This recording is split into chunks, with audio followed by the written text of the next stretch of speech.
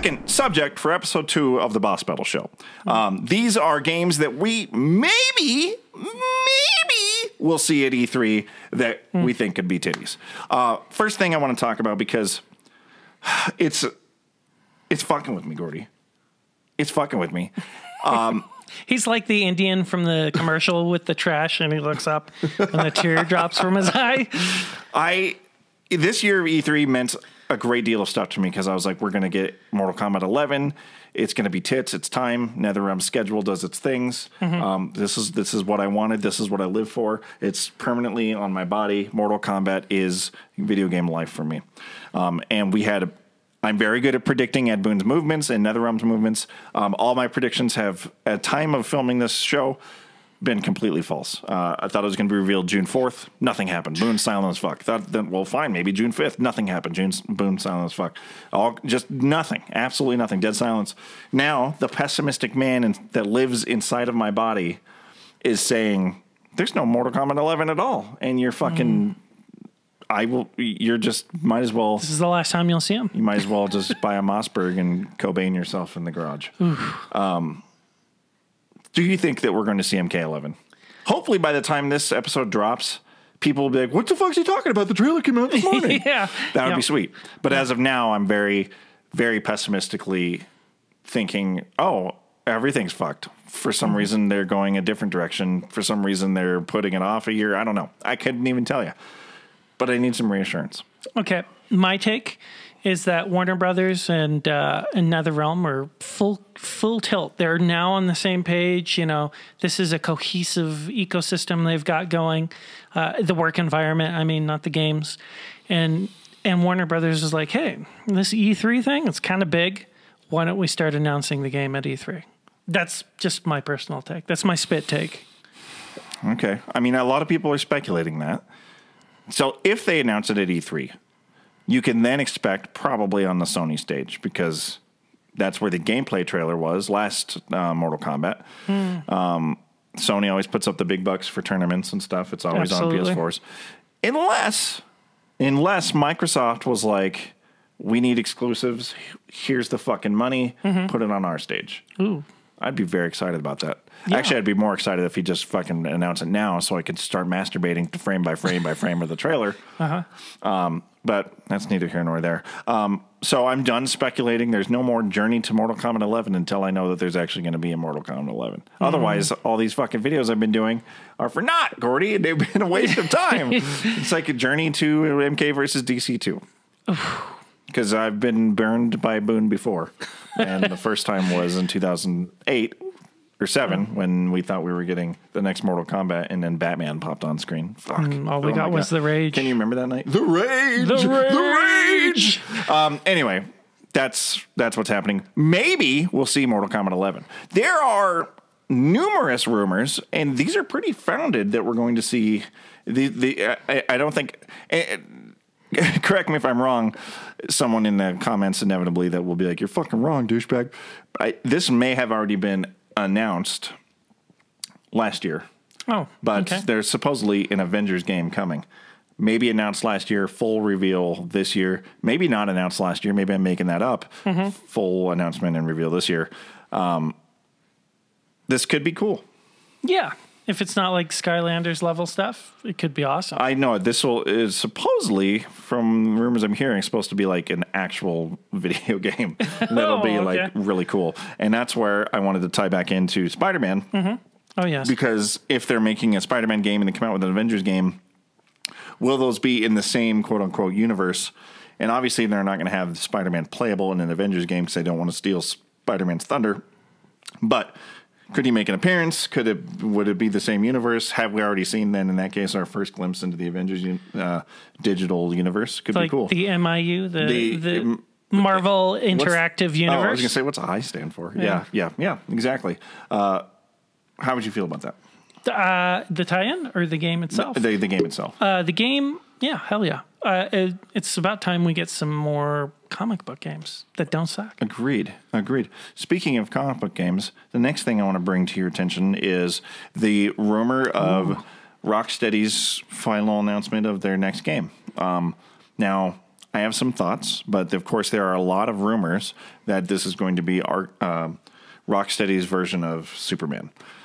We've never, ever had a good Superman game. In fact, the only time that Superman's been cool in a game is in the Injustice games. So my opinion, though, of the matter is actually we will see a new Rocksteady title, but I think we're going to get another Batman game. They said they were done. They said they were done, but they were so fucking good. Dude, so good. And you know how games are. If they're real good, they don't stop. Yeah. Maybe it'll be a Justice League game. Well, I thought about that too. And I've read a couple of people thinking that it could be a Justice League game. What would you think about a Superman Rocksteady game? Like as gritty as the Arkham games, but Superman. Yeah, as long I mean, the bar is pretty low. We got Superman 64 down here. I can't think of any other games that starred him. So, but there was that Super Nintendo game with Superman. Super Nintendo? Yeah, it was like a side scroller, I think. Oh, I don't even. It was like remember. Maximum Carnage, kind of. I think. Oh, I don't remember that one. I don't really either. I just remember the cover. But I would say Rocksteady. Superman's dead. It was the name of the game, I think. Superman's dead. He's like having an epiphany over here. I would say, based on Batman, I would think that Rocksteady could do anything with those characters, and they could make it work. Yeah, they absolutely could. Yeah. I think it would be really cool because DC Universe is hurting when it comes to cinematic renditions. The DC Universe is not hurting when it comes to digital. The Arkham games were 3 of the, and I don't count Origins because while it was cool, it wasn't made by Rocksteady. The Arkham games, Rocksteady games were just fucking phenomenal pieces of work. I played through each game 2 or 3 times. Just recently, in the last couple of years, I played through all 3 when the remastered collection came out. Just fuck, man. Just fuck. Just good stuff. So I would be super cool to see a Rocksteady Superman as long as he had the big bulging crotch for all of us to go into photo mode and zoom in and out of and be like, there's the ridge of his head. Okay. Next up is we have pretty heavy rumors that at Bethesda's conference that they're going to be doing is they will announce Doom 2. Now, this is interesting due to a few things. One, Doom 2 will tie into a video we have coming out next week that is being done by our very own Siznasquatch. Doom has a history of sequels being less great than their predecessors. So the original Doom, when that came out, was just changed the industry. It was a fucking thing. And Sasquatch will tell you more about that in his video. And then Doom 2 came out, equally as dope, I feel. But then Doom 3 that came out in 2004 for the Xbox 3, was the Xbox was not cool. But when they relaunched Doom and rebooted it a couple of years ago, was a phenomenal experience that absolutely was well received, sold well, well reviewed, and I think we're absolutely going to see Doom 2. It's been heavily rumored, and I think that's going to happen. Yeah. I'm excited to play it. I just hope that Mick Gordon comes back for the soundtrack. Did you know he did the soundtrack? I didn't. Do you know who Mick Gordon is? Yeah, I was going to say, no. He's the guy that did the Killer Instinct soundtrack. Oh, yeah. That's why they're both so good. Okay, and the last thing is, will we finally see we obviously had the reveal in the CG trailer a year or 2 ago for Final Fantasy VII Remake. Will we see a gameplay trailer and a release date for this? Go. Yes. There has to be yes. And I tell you what. It does have to be. I'm super excited for it. Despite, I'm of the school of thought that Final Fantasy games were defined by, a couple characteristics, and one of those was the JRPG element, the turn-based, and they're getting away from that because they know that Western audiences don't like, doing that, I guess. A Western I don't audience. know. But so it's like an alienation. At the same time, I'm fine with both gameplay modes. I'm thrilled.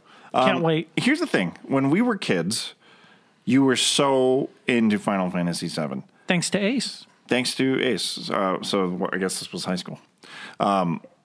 Man, there couldn't have been a title I was just less into, because I used to be like a super close-minded gamer. The idea of the turn-based combat made zero sense to my mind. I was like, why would you just want to like press a button, wait, and let the computer do stuff, and then think about it and do other shit? I was just like, that's just doesn't appeal to me at all. It does now, as I've expanded my mind as an adult, and I use the word adult loosely here, but you know, I actually enjoy turn-based games now. My first experience with the turn-based game where I was like, finally, I'm going to fucking try it, was with South Park The Truth of the Stick. The stick of truth. The truth of the stick. And I was like, oh, I get it now. This turn-based is cool. And then, of course, Fractured Butthole was great. And I actually have downloaded Knights of the Old Republics. Oh. I'm going to try them here whenever I get the time. So while Western audience me is like, fuck yeah, let's get some action RPG up, and I'm very excited for that notion. I would have been fine if they would have kept the turn-based. The dynamic, yeah. It's just too much of a gamble these days. But that CG trailer, it sparked my interest, and I am now, for the first time, excited to be able to play for the first time Final Fantasy VII, even though it'll be a completely different experience probably than what younger gamers played when we were kids. But yeah, I'm excited about that. Yeah. That closes out this section of the maybe games. Now we're going to get into our third section. Hey guys, Adam here. Thanks for watching that clip of the Boss Battle Show. If you want to get the full audio version of that podcast, you can get it on any podcasting service around the world that you prefer. Consider liking and subscribing to us here on YouTube. And if you want to support R24 and get content early, check us out on patreon.com/R24. Thank you, R24 out!